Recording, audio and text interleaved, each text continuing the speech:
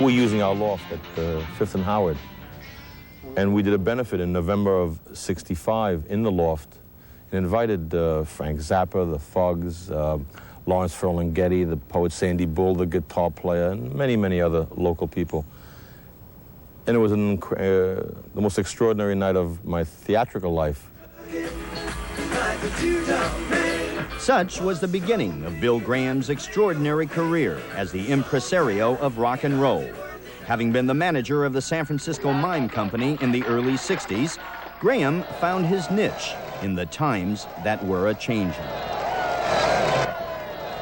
The writing was on the wall that the timing was right for me, that it was the embryonic stage of, for want of a better word, you'd call it the alternative society, another approach to life, another way of expression relative to the difficult times the young people were living through. And of course then the Haight-Ashbury scene in San Francisco, but we came in on that wave.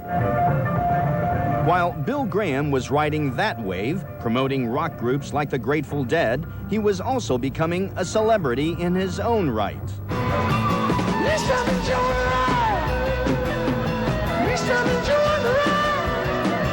This is the Bill Graham most people know, a successful rock producer, a man who brings the biggest names in show business to his state-of-the-art Shoreline Amphitheater.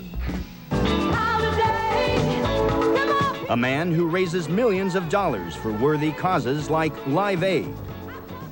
But this is the Bill Graham most people don't know, a man who finds peace atop a mountain in Marin County, the place he calls home, a museum of rock memorabilia, every wall a photo or a poster, cabinets holding souvenirs like Keith Richards' boots from the last Rolling Stones tour.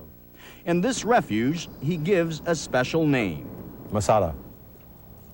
Why did you pick that name? It's in part of Israel's history. It's a place where man stood firm rather than become enslaved. No matter what the day is, I hit those gates and the gate opens and I come up that hill and I drive up this way and I make that swing in here. Everything's okay with the world.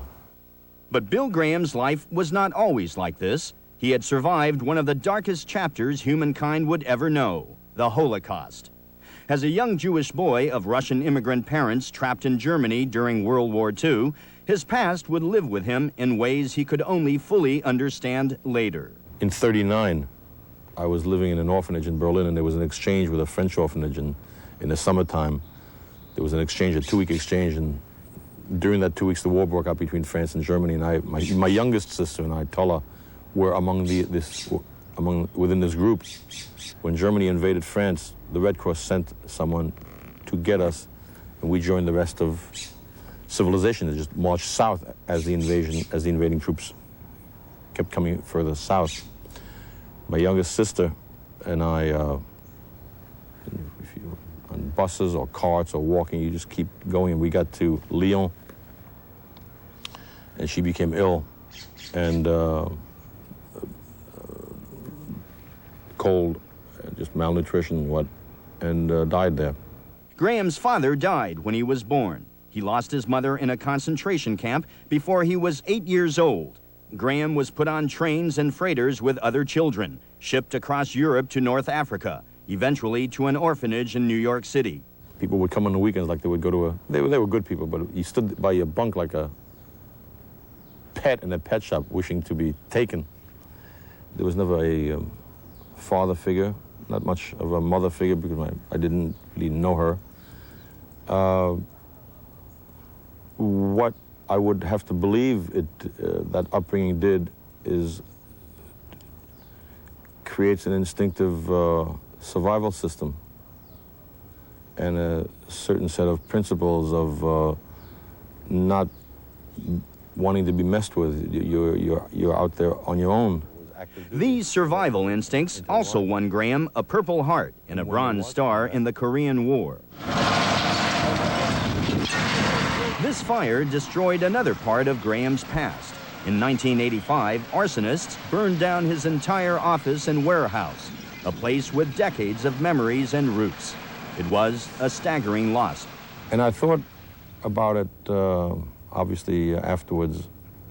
And being male, it's the closest I can think of to being raped.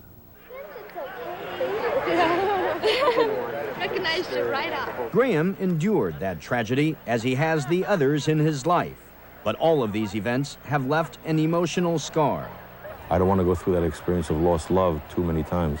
I would have to think that it had an effect. And there's a retaining wall of self-survival and discipline.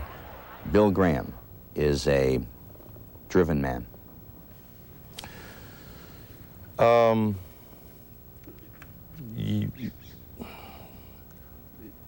Yes, but driven about the same things that I was driven about 20 years ago, 30 years ago. I don't think it's ever been any different. Driven to retain a qualitative level, and driven to retain the rights to uphold my principles, whether they agree with yours or not.